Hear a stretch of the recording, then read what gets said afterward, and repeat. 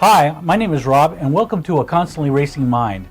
Now, as I mentioned in a previous video, that I've been wanting to get some costumes together and some props and of my favorite films. And what I really don't have, I do have Star Wars stuff, but what I really don't have is anything really from Indiana Jones and those movies. Those are one of my favorite sets of films from Lucas and Spielberg. I have a lot of Star Wars stuff, which you guys will get to see at some point. But I told my wife that, I wanted to get an Indiana Jones collection going. And so it'll be mostly props and the gear. Now, this is not an actual Indiana Jones shirt. I've actually had this shirt for quite some time. I've used to have a bomber jacket I had since the 80s.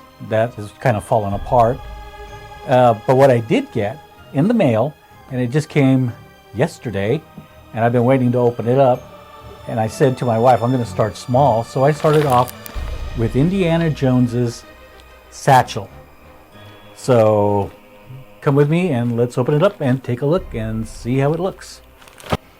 The satchel Indiana Jones wears is the World War II era Mark VII British gas mask bag, with the original cotton web strap replaced by a leather strap with a metal adjustment buckle. Now, during World War II, British troops and police were issued the Mark VII gas mask. Now, there were many manufacturers of the Mark VII being produced in Great Britain, Canada, New Zealand, Australia, and even India, or the Union of South Africa.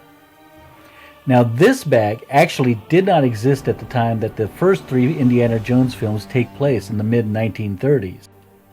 The Mark IV was around in 1935, and the Mark V by 1936. We get several good scenes. In this scene from Raiders of the Lost Ark, Indy's satchel is on prominent display. Once again, I tried to find images where you can see the bag. Typically, it is below the camera or hidden under the jacket. Now, it's hard to see the bag itself when Indy is getting punched all over the place. I got this Mark VII from What Price Glory. The link will be in the description. Once again, as Indy is about to cut the rope that holds the bridge together, you can see a few good shots of the bag. Now, I like Temple of Doom as it takes place a few years prior to Raiders. While darker, it's still a fun film. Now, in this scene from the Temple of Doom, in actuality, it is not a Mark VII, but a Mark VI. Now, this is a great scene where Indy and Mola Ram fight over the Sankara stones. The stones catch fire, and Mola Ram, who Indy claims betrayed Shiva, is burned by the stones and falls to his death. Bye-bye, Mola Ram. Now, the Waring and Gilbo Limited Company was one of the companies that made the Mark VII gas bag that are in some scenes in the film, and What Price Glory says that they actually have some in stock for a few dollars more. Now, in the first three movies, Indy typically wears the satchel on top of the shirt and underneath the jacket. However, in Kingdom of the Crystal Skulls, he wears it over his jacket. Okay, let's open it up. Mostly what you see through a lot of the scenes is the actual leather strap.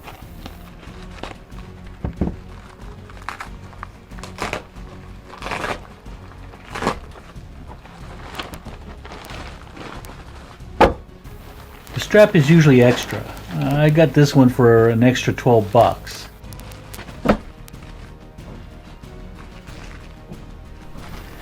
And now the bag, as I mentioned before, one bag that was used in the films was by Waring and Gilbo Limited.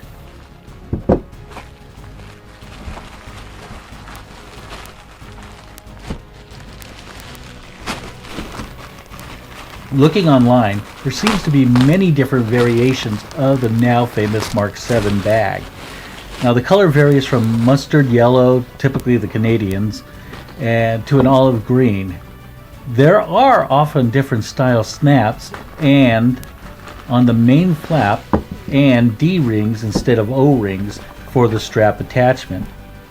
While not a variation, some bags still have the original divider in the main compartment that separates the area into a mask part and a filter part.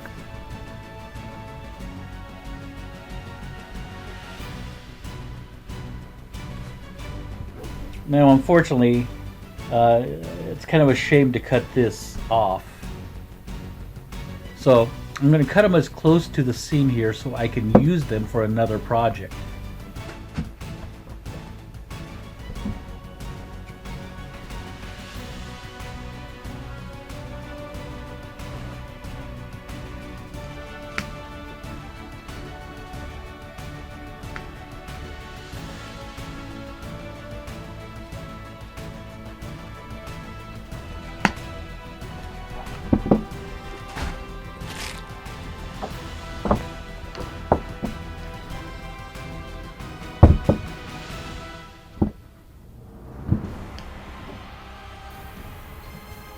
Nice buckle. Now let's see here. How does this work? I see here. I see. Here's a Chicago screw that holds the strap to the bag.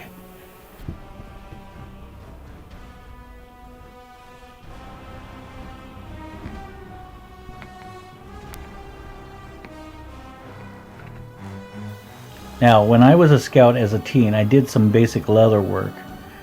So I think the leather will hold the bottom half of the screw tight while I unscrew it. I think.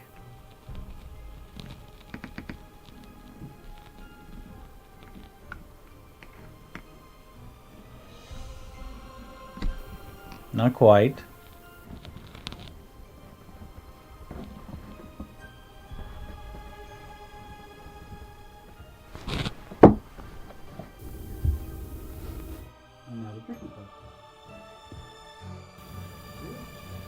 Okay, now I think the strap goes through here. Now back through the buckle. Let's give it some length. If it's too short or too long, I can adjust it later.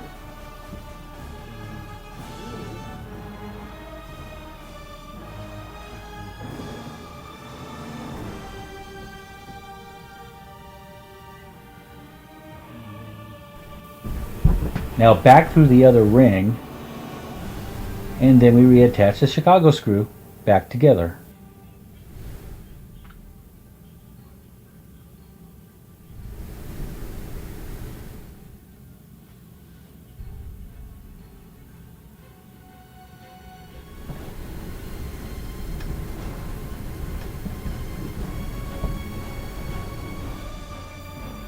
Now, if you Google Indiana Jones satchel bag, you get about 687,000 results, ranging from some really nice leather bags labeled adventure bags to Walmart, which has Halloween bags. And if you're not careful, you can even get one with the Indiana Jones logo emblazoned on the bag.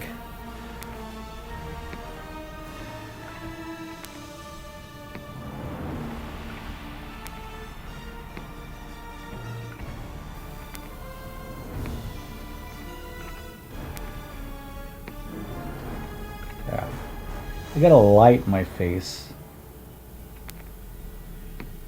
I got a camera light in my face, so it's kind of hard to see the screws sometimes.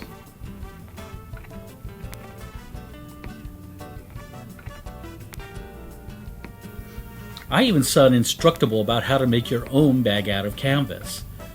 And Todd's Costumes was the first place I checked out for the bag. Unfortunately, they're out of stock.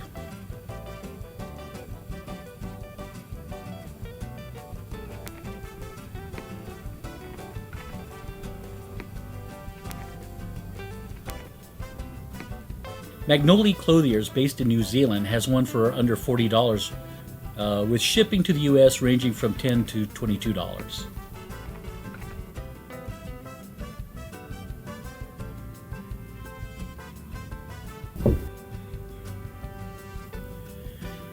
There we go. The buckle sticks out, so let's give it a try and see if it actually works. Maybe I'll have to redo it. And there it is. Here's the Mark 7 bag. I did adjust the strap a little bit to get it to hang down better. But for the most part, it's going to serve as the very first item in my Indiana Jones collection. And I thank you guys for watching. And if you leave your comments in the comments below, and I'll put a description of where I got it, what price glory. And thanks for watching. Take care.